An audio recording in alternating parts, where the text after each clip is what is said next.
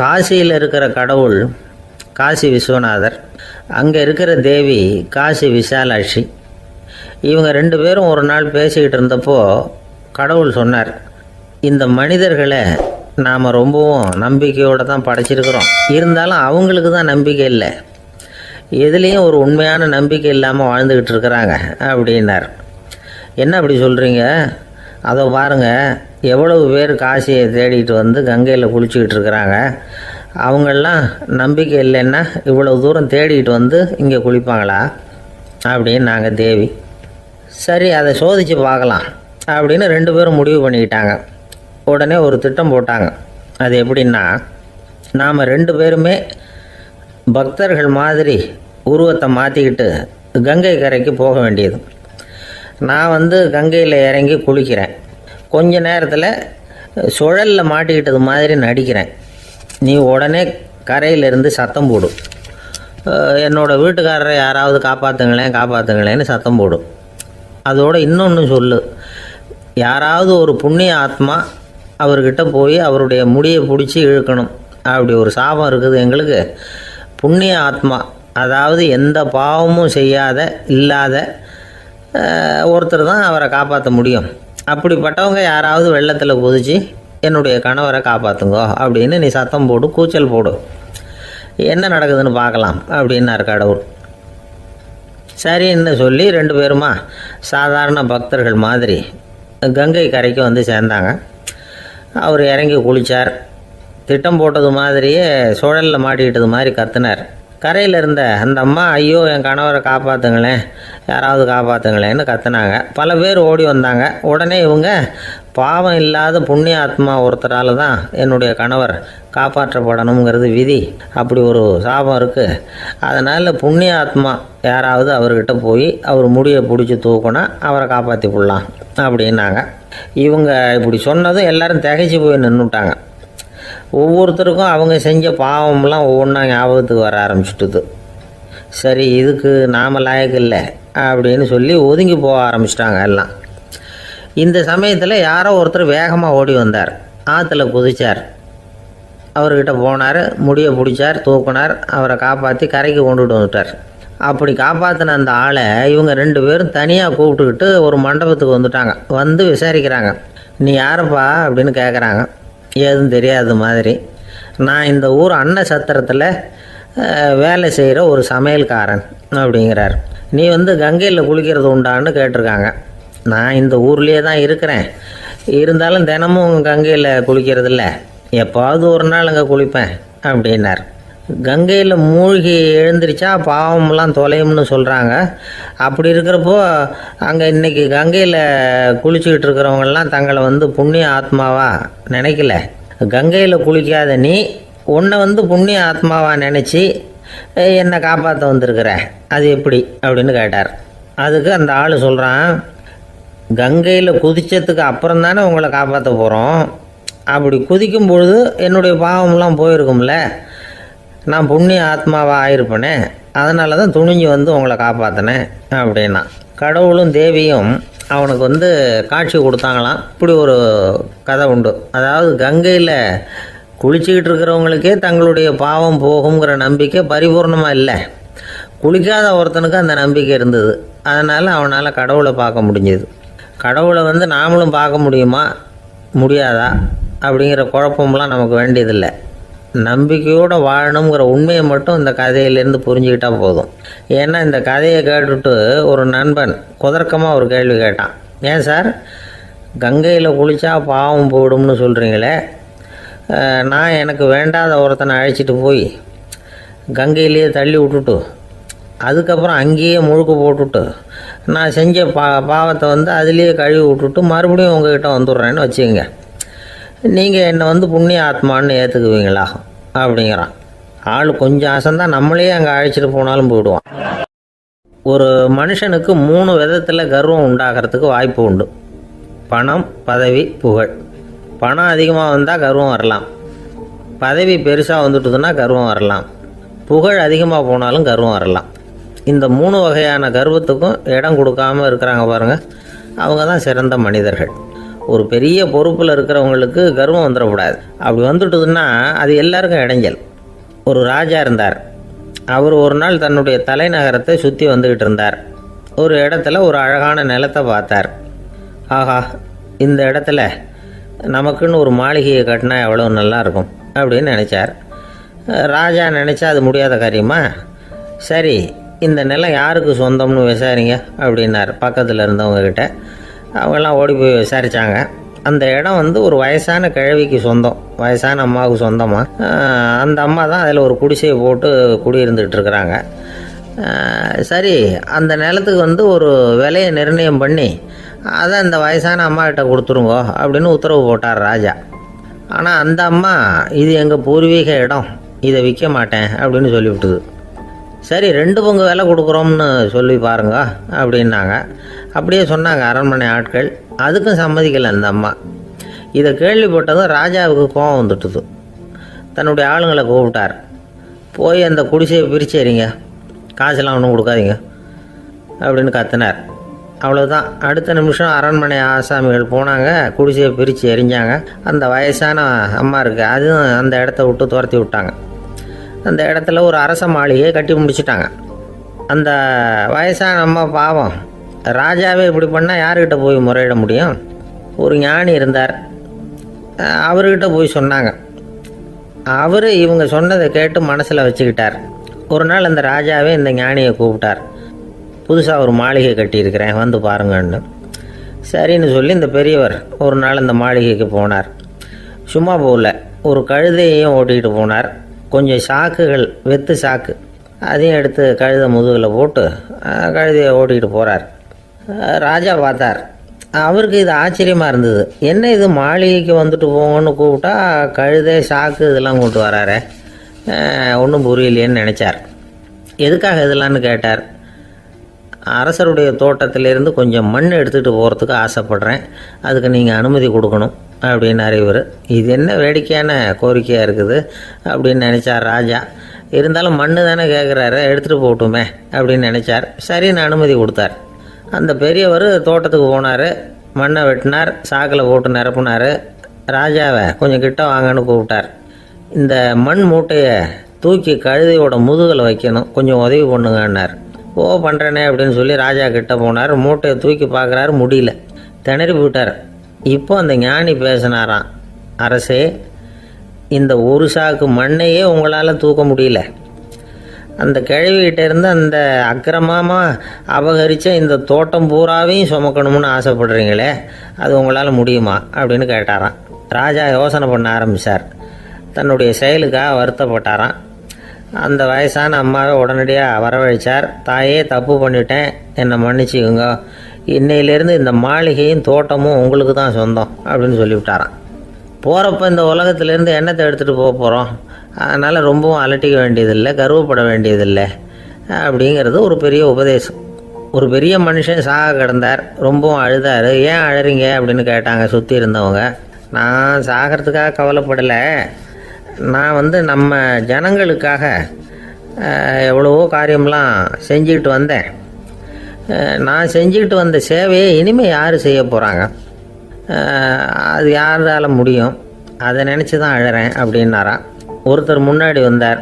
அதுக்காக நீங்கள் கவலைப்படாதீங்க, உங்கள் சேவையை தொடர்ந்து செய்கிறதுக்கு என்ன மாதிரி இளைஞர் பட்டாலும் தயாராக இருக்குது, இருந்தாலும் எங்கள் கவலை என்னென்னா அப்படின்னு இழுத்தார். என்ன சொல்லுங்கன்னு கேட்டார் அவர். நீங்கள் இது வரைக்கும் என்ன சேவை செஞ்சுக்கிட்டு வந்தீங்க, அதுதான் எங்களுக்கு இன்னமும் புரியாத புதிராக இருக்குது அப்படின்னாராம் அவர். ஒரே ஒரு ஊரில் ஒரு ராஜா இருந்தார். அவர் பேரில் மக்களுக்கு ரொம்ப மரியாதை. அவ்வளவு நல்லா ஆட்சி புரிஞ்சுக்கிட்டு வந்தார். அவருக்கு வயசாகிட்டுது. அதனால் ஒரு நாள் அமைச்சரை கூப்பிட்டார். இதை பாருங்கள், எனக்கு வயசாகிட்டுது, அதனால் இந்த அரச பொறுப்பையெல்லாம் நீங்கள் ஏற்றுக்குங்க அப்படின்னார். அதுக்கப்புறம் ராணியை கூப்பிட்டார். வா, நாம் இனிமேல் இங்கே இருக்க வேணாம், காட்டுக்கு போய் தவம் பண்ணலாம் அப்படின்னு கூப்பிட்டார். இந்த செய்தி மக்களுக்கு அறிவிக்கப்பட்டது. மக்கள் உடனே கூட்டம் கூட்டமாக அரண்மனைக்கு வர ஆரம்பிச்சிட்டாங்க. மன்னரை போய் பார்க்குறாங்க. அரசே, தாங்கள் எங்களுக்கு தந்தை மாதிரி, நீங்கள் காட்டுக்கு போயிட்டால் நாங்கள்லாம் இங்கே எப்படி இருக்க முடியும், எங்களுக்கெல்லாம் எந்த துன்பமும் இல்லாமல் பார்த்துக்கிட்டு வர்றீங்க, இது மாதிரியான ஒரு அரசாட்சி இல்லைன்னா மக்கள் வாழ்ந்து என்ன பயன் அப்படின்னாங்க. இருந்தாலும் என்ன பண்ணுறது, வயசாயிட்ட காரணத்தினால இந்த முடிவுக்கு வர வேண்டியிருக்குது அப்படின்னாரா ராஜா. அப்படின்னா நீங்கள் காட்டுக்கு போக வேணாம், நாங்கள் போகிறோம். நாங்கள் அங்கே போய் தவம் பண்ணுறோம், வழிபாடு பண்ணுறோம். கடவுள் வருவார், அவர்கிட்ட வரம் வாங்கிட்டு வந்துடுறோம் அப்படின்னாங்களாம். அப்படி சொல்லிவிட்டு உடனே எல்லோரும் காட்டுக்கு போனாங்க. நாட்டு மக்கள் எல்லாரும் ஒட்டு மொத்தமாக வந்து காட்டில் உட்காந்துக்கிட்டு தவம் பண்ணுறதை பார்த்தார் கடவுள். உடனே புறப்பட்டு வந்தார். எல்லாரும் இப்படி வந்து உட்காந்துருக்குறீங்களே, என்ன வேணும் உங்களுக்கு அப்படின்னு கேட்டார்.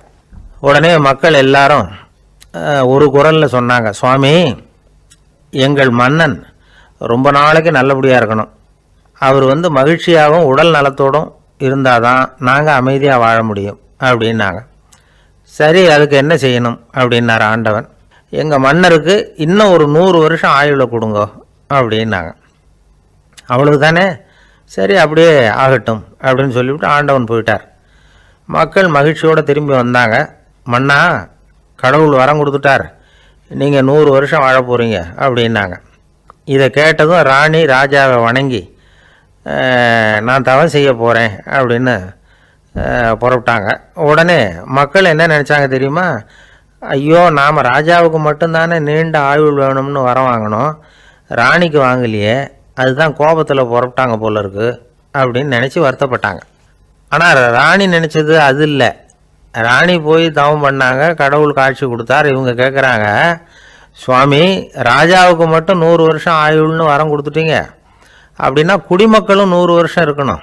இப்படிப்பட்ட குடிமக்கள் இல்லைன்னா அப்படிப்பட்ட அரசன் இருந்து என்ன பிரயோஜனம் அப்படின்னாங்களாம். ஆண்டவன் பார்த்தார், சரி அவங்களும் 100 வருஷம் வாழ்வாங்க, அது மட்டும் இல்லை, நீயும் 100 ஆண்டு காலம் வாழ வரமளிக்கிறேன் அப்படின்னு சொல்லிவிட்டு மறைஞ்சிட்டார். இதில் ஆண்டவன் வர்றதும் மறையிறதும் முக்கியம் இல்லை. இதில் கவனிக்க வேண்டியது ஆள்கிறவனின் விசால மனம், குடிமக்களின் விசால மனம், ஆள்கிறவன் மனைவியினுடைய விசால மனம். இப்படி ஒரு நாடு இருந்துட்டுதுன்னா எப்படி இருக்கும் வாழ்க்கை நினச்சி பாருங்கள். அதனால தான் பெரியவங்கள்லாம் சொல்கிறாங்க, இதய வாசல் திறந்தே இருக்கணும், இதயத்தின் கதவுகளை மூடாதீங்க அப்படின்னு சொல்லுவாங்க. என்கிட்ட ஒருத்தர் சொன்னார், என்னுடைய இதய வாசல் எப்பவும் திறந்தே தான் இருக்குதுன்னார். எதனால் அப்படி சொல்கிறீங்க அப்படின்னு கேட்டோம். டாக்டரே சொல்லிவிட்டார், என்னுடைய இதயத்தில் ஒரு ஓட்டை இருக்குது அப்படின்னு, வாழ்வு சரியில்லையா அப்படிங்கிறார். ராமகிருஷ்ணர் வாழ்ந்த காலத்தில் நடந்த ஒரு நிகழ்ச்சி இது. அப்போது ஒரு ஓவியர் இருந்தாராம். அவருக்கு ஒரு ஆசை, ராமகிருஷ்ணர் படத்தை வரையணும், அதை அவர்கிட்டயே கொண்டுட்டு போய் காட்டி அபிப்பிராயம் கேட்கணும். இதுதான் அந்த ஓவியரின் ஆசை. உடனே ராமகிருஷ்ணர் படத்தை வரைஞ்சி முடித்தார். அதை எடுத்துக்கிட்டு போனார். இவர் போன சமயம் அங்கே ராமகிருஷ்ணர் சீடர்களோடு உட்காந்துருக்கிறார். விவேகானந்தர் அங்கே இருக்கிறார். இந்த ஓவியர் கொண்டுகிட்டு போய் தான் வரைந்த ஓவியத்தை அவர்கிட்ட காட்டினார். ராமகிருஷ்ண பரமஹம்சரின் ஓவியத்தை ராமகிருஷ்ணர்கிட்டயே காட்டுறார். ராமகிருஷ்ணர் என்ன பண்ணார் தெரியுமா? அந்த படத்தை பார்த்தார். உடனே அது காலை தொட்டார். குருதேவருடைய இந்த செயல் சீடர்களுக்கு ரொம்ப வியப்பை உண்டு பண்ணிச்சு. சில பேர் மனசுக்குள்ளேயே ரொம்ப குழம்பி போக ஆரம்பிச்சிட்டாங்க, என்ன இப்படி பண்ணுறாருன்னு. என்ன இது அவரோட படம், அவரே அவரோட படத்தின் காலை தொடுறார் அப்படின்னு யோசித்தாங்க. சில பேர் ஒன்றும் புரியாமல் ஒருத்தர் பார்த்து சிரிச்சுக்கிட்டாங்க. அந்த இடத்துல சீடர்கள் மட்டும் இல்லை, சீடர் அல்லாத பல பேர் இருந்தாங்க. தன்னுடைய காலை தானே தொடர இவருடைய செயல் பற்றி என்ன நினைக்கிறது அப்படின்னு அவங்களும் குழம்பி போய் நிற்கிறாங்க. அந்த படத்தை வரைஞ்சி அவர்கிட்ட காட்டின அந்த ஓவியருக்கும் அதிர்ச்சி. இருந்தாலும் அவர் சீடர் கிடையாது. அதனால் கொஞ்சம் துணிச்சலை வர வச்சுக்கிட்டு கேட்டார், என்னங்க இது, என்னால் என்னுடைய கண்களையே நம்ப முடியல, இது உங்கள் சொந்த உருவப்படம், நீங்கள் உங்கள் சொந்த கால்களையே தொடுறீங்க, இது எங்களுக்கு கொஞ்சம் சங்கடமாக இருக்குதே அப்படின்னார். ராமகிருஷ்ணரின் கண்களில் ஆனந்த கண்ணீர் வழிஞ்சுதான். அவர் சொன்னாராம், இது என்னோட படம்ங்கிறது எனக்கு தெரியும், ஆனால் இது என்னோட படம்ங்கிறதுனால நான் இதோட காலை தொடலை. நீ என்னுடைய சமாதி நிலையை இந்த படத்தில் படம் பிடிச்சி காட்டியிருக்கிற, அதனால் அதோட காலை தொடறேன். சமாதி நிலையில் யார் இருந்தாலும், அது என்னுடைய படமாக இருந்தாலும் சரி அல்லது வேறு யாருடைய படமாக இருந்தாலும் சரி, படம் யாருதுங்கிறது முக்கியம் இல்லை. இதில் எது முக்கியம்னா அது தன்னை உணர்ந்த ஒரு உணர்நிலையின் படம். அப்படி இருக்கிறப்போ அதோட காலை நான் தொடணும். அதுக்கு நீங்கள் எல்லாரும் ஏன் சங்கடப்படுறீங்கன்னு எனக்கு தெரியல அப்படின்னாராம். இப்போ தான் அங்கேருந்து சீடர்களுக்கும் மற்றவங்களுக்கும் விவரம் புரிஞ்சுதான். இதுக்கு முன்னாடி யாரும் செய்யாததை இவர் செஞ்சிருக்கிறார். ஆனால் அவருடைய காரணம் ரொம்ப நியாயமானது அப்படிங்கிறத உணர்ந்தாங்களாம். இதுவரைக்கும் ஆன்மீகத்தில் சமாதி நிலை, அதாவது தன்னை உணர்ந்த நிலை பற்றி புரிஞ்சுக்கிட்டோம். இல்லறத்தில் ஏற்படக்கூடிய சமாதி நிலை பற்றி உங்களுக்கு தெரியுமா? ஒரு அம்மா டாக்டர்கிட்ட வந்து சொன்னாங்களாம், டாக்டர், என் வீட்டுக்காரருக்கு உடம்புல ஏதோ கோளாறுன்னு நினைக்கிறேன். நான் எவ்வளவு நேரம் பேசினாலும் காதில் விழாத மாதிரி உட்காந்துருக்கிறார் அப்படின்னு ஆகலாம். அதுக்கு அந்த டாக்டர் சொன்னாராம், அம்மா, அது உடம்பு கோளாறு இல்லை, அது ஒரு பெரிய திறமை அப்படின்னாராம்.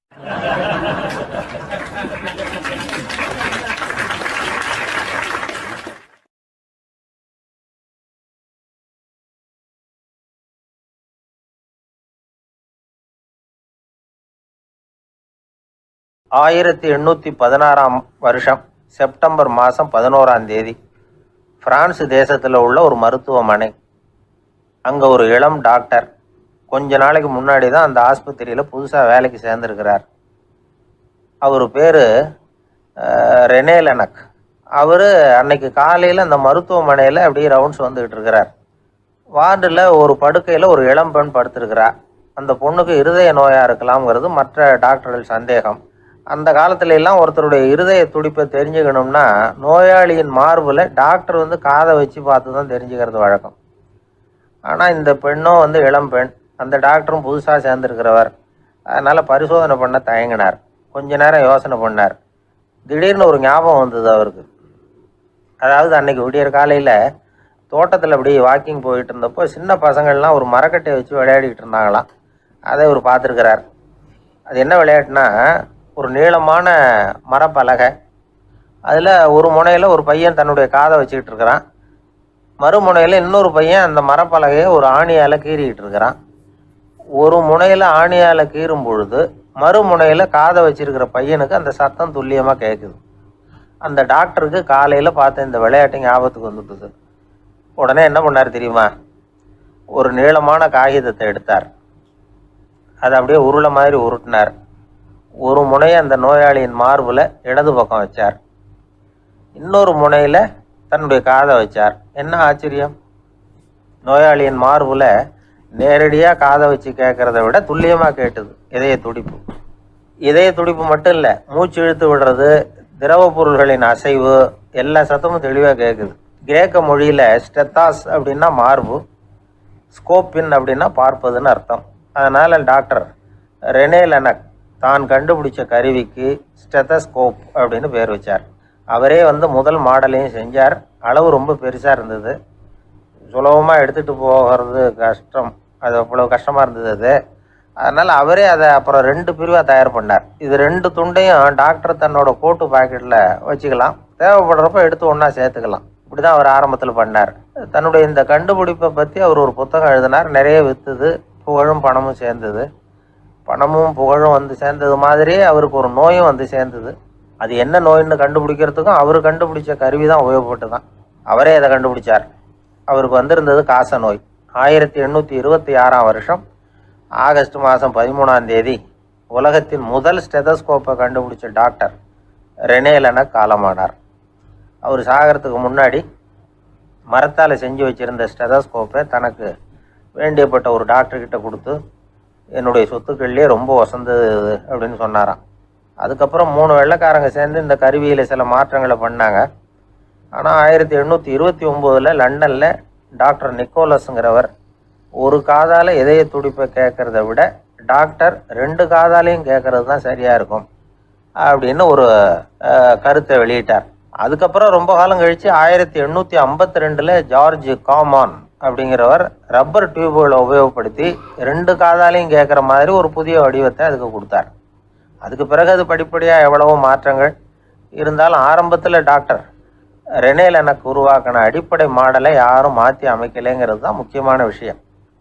நமக்கு தெரிஞ்ச ஒரு ஆஸ்பத்திரி, அதில் ஒரு நோயாளி, காலை நேரத்தில் நர்ஸு அந்த பக்கமாக போய்கிட்டு இருந்தாங்க. அதை பார்த்துட்டு ஒரு நர்ஸுன்னு கத்துறார். நர்ஸு அவசரமாக ஓடி வந்து என்ன விஷயம்னு கேட்டாங்க. சிஸ்டர், இங்கே பாருங்கள், உங்கள் டாக்டரை என் நெஞ்சில் ஒரு காதை வச்சு கேட்டுக்கிட்டு இருக்கிறார் அப்படின்னார் நோயாளி. சிஸ்டர் பதட்டப்படாமல், அதனால் என்ன, இந்த டாக்டர் பழமையான விஷயங்களில் ரொம்ப நம்பிக்கை உள்ளவர், அதனால் ஸ்டெதாஸ்கோப்பை உபயோகப்படுத்தாமல் காதை வச்சு கேட்குறார். அது ஒன்றும் தப்பு இல்லை அப்படின்னாங்களாம். ஐயோ அதுக்காக இல்லை சிஸ்டர், இவர் என் நெஞ்சு மேலே தலையை வச்சது நேற்று ராத்திரி 9 மணி, இப்போ விடிஞ்சு போச்சு, இன்னமும் தலையை எடுக்கவே இல்லை, அதுக்காக தான் சந்தேகப்பட்டு உங்களை கூப்பிடுறேன் அப்படின்னாராம். ஒரு நண்பர் சினிமா படம் தயாரிக்கிறவர், அவர்கிட்ட ஒரு நாள் பேசிக்கிட்டு இருந்தேன். அது எப்படி சார் நீங்கள் எடுக்கிற எந்த படமும் கையை கடிக்காத அளவுக்கு எடுத்துடுறீங்களே, அது எப்படின்னு கேட்டேன். அது ஒன்றும் பெரிய விஷயம் இல்லை சார், பெண்களுக்குன்னு சில உருக்கமான காட்சிகள், இளைஞர்களுக்குன்னு சில நடனங்கள், அடிதடி காட்சிகள், அப்புறம் வயசானவங்களுக்குன்னு சில ஆன்மீக காட்சிகள், சின்ன பிள்ளைங்களுக்கு சிரிப்பு, இப்படி எல்லாமும் சேர்த்து நான் படம் எடுக்கிறேன். மசாலா படம்னு பேர்.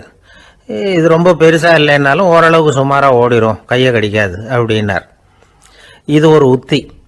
சில பத்திரிகை ஆசிரியர்களும் இந்த உத்தியை கையாளுறது உண்டு. இந்த உத்திக்கு பார்னம் உத்தி அப்படின்னு பேர், பார்னம் எஃபெக்ட் அப்படின்னு சொல்லுவாங்க. அதாவது ஃபீனியஸ் டி பார்னம் அப்படின்னு ஒருத்தர் அமெரிக்காவில் இருந்தாராம். அதாவது 19ஆம் நூற்றாண்டில் அமெரிக்காவில் கொடிகட்டி பறந்த ஒரு சர்க்கஸ் நிறுவனத்தின் அதிபர் அவர். இந்த உலகத்தில் ஒவ்வொரு நிமிஷமும் ஒரு ஏமாளி பறந்துக்கிட்டே இருக்கிறான் அப்படிங்கிறது அவருடைய சித்தாந்தம். ஒவ்வொருத்தரையும் திருப்திப்படுத்துகிற அளவுக்கு அம்சங்களை கொஞ்சம் கொஞ்சமாக கலந்து கேளிக்கை நிகழ்ச்சிகளை நடத்தினது தான் அவருடைய மகத்தான வெற்றிக்கு காரணம். அதனால் அந்த உத்தியை யார் கடைப்பிடிச்சாலும் சரி, அதுக்கு பார்னம் உத்தி அப்படின்னு பேர் வந்துட்டுது. ஜோசியம் சொல்கிறவங்களுக்கும் இந்த உத்தி தான் கை கொடுக்குது. ஒரு விஷயத்தை ஒருத்தருடைய கோள் நிலைகள் அல்லது கையெழுத்து நிரூபிக்கிறதாக அவர்கிட்ட சொன்னால் அதை அவர் நம்பிவிடுவார். ஆனால் அந்த விஷயம் நல்லதாக இருக்கணும், நேர்மையானதாக இருக்கணும், அதாவது பாசிட்டிவாக இருக்கணும். 8ஆம் இடத்துல குரு, 9ஆம் இடத்துல சனி, நீங்கள் ஒரு பெரிய மேதை தான் அப்படின்னு சொல்லுவாங்க. கேட்குறவங்களுக்கு அதை மறுக்கிறதுக்கு மனசு வராது. அப்படி சொல்லும் பொழுது கூடவே என்ன கொஞ்சம் முன்கோபம் அதிகமாக இருக்கும், இருந்தாலும் அது உடனே மறைஞ்சிரும் அப்படின்னு சில அற்ப விஷயங்களையும் சொன்னாலும் அதையும் சரிதான்னு சொல்லி ஒத்துக்குவாங்க. ஆளுமையை எடை போடுகிற ஒரு நிறுவப்பட்ட உத்தியின் மூலமாக தன்னுடைய குணாதிசயங்கள் கண்டுபிடிக்கப்பட்டதாக அவர் நம்புறது தான் இதுக்கு காரணம். இந்த மாதம் பணத்தட்டுப்பாடு கொஞ்சம் இருக்கும், உடம்புல ஏதாவது கொஞ்சம் அசௌகரியம் இருக்கும், வீட்டுக்குள்ளே லேசாக மனஸ்தாபம் வரலாம், இது மாதிரி பொதுப்படையாக சிலதை சொன்னாலே போதும், மக்களை நம்ப வச்சுடலாம். இதெல்லாம் நமக்கு மட்டும்தான் ஏற்படுது அப்படின்னு சொல்லி அவங்க நினைக்கிறது தான் காரணம். இதுதான் பார்னம் உத்திங்கிறது. மனிதர்கள் பாராட்டுக்களை விரும்புகிறதும் விமர்சனங்களை வெறுக்கிறதும் பார்னம் உத்தியின் அடுத்த கூறு. அதனால் ஒருத்தருக்கு ஜோசியம் சொன்னாலும் சரி, அவருடைய ஆளுமையை மதிப்பிடுறதாக இருந்தாலும் சரி, அவரை புகழற மாதிரி இருந்தாலும் சரி, அப்படி இருந்தால் தான் அது சரியாக இருக்கும். சாதகமான விஷயங்களை அதிகமாகவும் பாதகமான விஷயங்களை நாசூக்காகவும் சொன்னால் மக்கள் அதை நம்பிவிடுவாங்க. ஒருத்தரை கருமின்னு சொன்னால் ஏற்றுக்க மாட்டார். அதையே கொஞ்சம் மாற்றி நீங்கள் கொஞ்சம் சிக்கனமான ஆசாமி அப்படின்னு சொன்னால் நீங்கள் சொல்கிறது சரிதான் சார் அப்படிம்பார். நீங்கள் பெரிய செலவாளி தான், இருந்தாலும் நல்ல விஷயங்களுக்கு தான் செலவழிப்பீங்க அப்படின்னு சொல்லணும். இப்படி இந்த பார்னம் உத்தியை கடைபிடிச்சி இன்றைக்கி வெற்றிகரமாக காலம் தள்ளுறவங்க நிறைய பேர் இருக்கிறாங்க. இந்த உலகத்தில் ஒவ்வொரு நிமிஷமும் ஒரு ஏமாளி பறந்துக்கிட்டே இருக்கிறான் அப்படிங்கிறது தான் ஃபீனியஸ் பார்னம் அவர்களுடைய நம்பிக்கை. அதை விட அடுத்தவங்களை ஏமாளியாக நினைக்கிற மனுஷர்கள் தான் இன்றைக்கி உலகத்தில் ரொம்ப அதிகம். ஒருத்தர் தன்னுடைய மேல் அதிகாரிகிட்ட போய், ஐயா ஒரு நாள் லீவு வேணும், என் தங்கச்சிக்கு கல்யாணம் அப்படின்னார். அவர் பார்த்தார், ஒரு 10 நிமிஷம் வெளியில் இருங்கன்னார். 10 நிமிஷம் கழித்து கூப்பிட்டார், இதை பாருங்கள், நீங்கள் சொல்கிறது பொய், இப்போ உங்கள் தங்கச்சிக்கு ஃபோன் பண்ணேன், அவங்க தனக்கு 2 வருஷத்துக்கு முன்னாடியே கல்யாணம் ஆகிட்டதாக சொல்கிறாங்க அப்படின்னார். உடனே இவர் சொன்னார், சார் இப்போ நீங்கள் சொல்கிறதும் பொய்யா தான் இருக்கணும், ஏன்னா நிஜமாக எனக்கு ஒரு தங்கச்சியே கிடையாது அப்படின்னார். சில பேரை இப்படி சொல்கிறது உண்டு, அடுத்தவங்களை அனுசரித்து நடந்துக்க தெரியல, அவன் என்ன சார் மனுஷன் அப்படிம்பாங்க. சக மனிதர்களோடு எப்படி பழகிறது அப்படின்னு தெரியாததுனாலேயே பல பேர் இன்றைக்கி சங்கடப்பட்டுக்கிட்டு இருக்கிறாங்க. வசதி வாய்ப்பெல்லாம் சரியாக இருக்கும், ஆனால் வாழ்க்கை சரியாக இருக்காது. இன்னொருத்தர்கிட்ட எப்படி பேசுறது பழகிறதுங்கிறது தெரியாதனால தான் இந்த அவஸ்தை. சரி, இந்த அவஸ்தை இல்லாமல் வாழறது எப்படி? இதுக்கு அனுபவசாலிகள் சில வழிமுறைகளை சொல்கிறாங்க. அதெல்லாம் என்னென்னங்கிறத இப்போ தெரிஞ்சுக்குவோம். முதல்ல நம்ம நாக்கு நம்ம கண்ட்ரோலில் இருக்கணும். வார்த்தைகளை கொட்டிவிட்டு அதுக்கப்புறம் அள்ள முடியாமல் கடந்து கஷ்டப்படக்கூடாது. எப்படி பேசுகிறோங்கிறதும் முக்கியம், பேசுகிறப்ப எப்படி முகத்தை வச்சிருக்கிறோங்கிறதும் முக்கியம். அன்பாக பேசினாலும் நல்லாயிருக்கும். அப்படி பேசுகிறப்ப ஆதரவாக அவர் தோள் மேலே ஒரு கையை போட்டுக்கிட்டு பேசினா இன்னமும் நல்லாயிருக்கும். ரெண்டாவது விஷயம், இன்னொருத்தர்கிட்ட பேசுகிறப்போ வாக்குறுதிகளை அள்ளி வீசக்கூடாது. கொடுக்குற வாக்குறுதி குறைச்சலாக இருக்கணும். அப்படி கொடுத்த வாக்குறுதியை கண்டிப்பாக நிறைவேற்றணும். நாம் ஒருத்தரை பாராட்டுறோம் அல்லது அவரை பற்றி அபிப்பிராயம் சொல்கிறோம்னா அது ஆக்கப்பூர்வமாக இருக்கணும். நம்ம பாராட்டு அல்லது விமர்சனம் அடுத்தவருடைய முன்னேற்றத்துக்கு உதவுறது மாதிரி இருக்கணும். நாம் சொல்கிறத கேட்டுட்டு அவன் தலையில் கையை வச்சுட்டு உட்காந்துடக்கூடாது. எப்பவும் உற்சாகமாக இருக்கணும், முகம் மலர்ச்சியாக இருக்கணும். மனுஷன் இருந்தால் வருத்தம், கவலை, ஏமாற்றம் எல்லாம் இருக்க தான் செய்யும். அதெல்லாம் மனசில் இருக்கட்டும். அந்த வருத்தமும் கவலையும் ஏமாற்றமும் சேர்ந்துக்கிட்டு நம்ம முகத்தில் இருக்கிற மலர்ச்சியை மூடி மறைக்கிறதுக்கு நாம் இடம் கொடுத்துடக்கூடாது. எந்த விஷயத்தை பற்றி யாருக்கிட்ட பேசினாலும் வெளிப்படையாக பேசணும், திறந்த மனசோடு பேசணும். மூடி மறைச்சி முன்னு மூழ்கிக்கிட்டு இருக்கக்கூடாது. இன்னொருத்தர்கிட்ட பேசுகிறப்போ விவாதம் பண்ணுங்க, அது தப்பு இல்லை. ஆனால் வாதாடிக்கிட்டு இருக்கக்கூடாது. அதாவது என்ன சொல்கிறாங்கன்னா, டிஸ்கஸ் பண்ணலாம், ஆர்கியூ பண்ணக்கூடாதான். நம்மக்கிட்ட இருக்கிற நல்ல குணங்களை நாம் எடுத்து சொல்லிகிட்டு இருக்கக்கூடாது. அந்த நல்ல குணங்களே நம்மளை பற்றி எடுத்து சொல்லணும். அது மாதிரி நடந்துக்கணும். அதே மாதிரி அடுத்தவங்க கிட்ட உள்ள கெட்ட குணங்களை பற்றி அவசியம் இல்லாமல் நாம் பேச வேண்டியதில்லை. உங்களை பற்றி யாராவது தப்பாக பேசுகிறாங்களா, அப்படி அவங்க பேசுகிறதுல உண்மை இல்லையா அப்படின்னா அதை நீங்கள் பொருட்படுத்த வேண்டியதில்லை, விட்டுடலாம். அது தானாக போயிடும். ஒரு 4-5 பேரோட பேசிக்கிட்டு இருந்தீங்கன்னா எல்லாருக்கும் முக்கியத்துவம் கொடுங்க, யாரையும் அலட்சியப்படுத்தாதீங்க. தமாஷா பேசலாம், ஆனால் அவங்க தமாஷ் அடுத்தவங்களை கேலி பண்ணுறதா இருக்கக்கூடாது. நமக்கு கிடைக்க வேண்டியது கிடைக்கலையே அப்படிங்கிற தவிப்பு நம்மக்கிட்ட இருக்கக்கூடாது. அது தேவையில்லை. உங்கள் செயல்பாடுகள் தெளிவாக இருக்கட்டும், பாராட்டு தானாக அவங்கள தேடிட்டு வரும். இன்னொரு மனுஷனுடைய மனசில் கௌரவமான ஒரு இடத்த பிடிக்கணும்னா நாம் இந்த குணத்தையெல்லாம் நம்மக்கிட்ட வளர்த்துக்கணும். இதெல்லாம் அனுபவசாலிகள் சொல்லியிருக்கிற குறிப்புகள். இந்த குறிப்புகளை சரியாக புரிஞ்சுக்கணும், அது முக்கியம். தப்பாக புரிஞ்சுக்கிட்டா என்ன ஆகும் தெரியுமா? இதை கேளுங்க. ஒருத்தர் வந்தார், சார் அடுத்தவங்க தோள் மேலே கையை போட்டுக்கிட்டு அன்பாக பேசணும்னு சொன்னீங்க, அப்படி தான் பேசினேன். அவர் முதுகை கூட தட்டி கொடுத்தேன், என் வேலை போயிட்டுது சார், வீட்டுக்கு அனுப்பிச்சிட்டாங்க அப்படின்னார். யாருக்கிட்ட அப்படி பேசுனீங்கன்னு கேட்டோம். என் முதலாளிகிட்ட சார் அப்படிங்கிறார் ரொம்ப சோகமாக. ஒரு ஊரில் ஒரு இளைஞன் இருந்தான். ஒரு நாள் அவன் ஒரு குருவை தேடிக்கிட்டு புறப்பட்டான். ஊரை விட்டு வெளியில் போனான். போகிற வழியில் ஒரு காடு. அந்த காட்டில் ஒரு மரத்தடியில் ஒரு பெரியவர் உட்காந்துருக்கிறார். அமைதியாக மௌனமாக அவர் அமர்ந்திருக்கிறார்.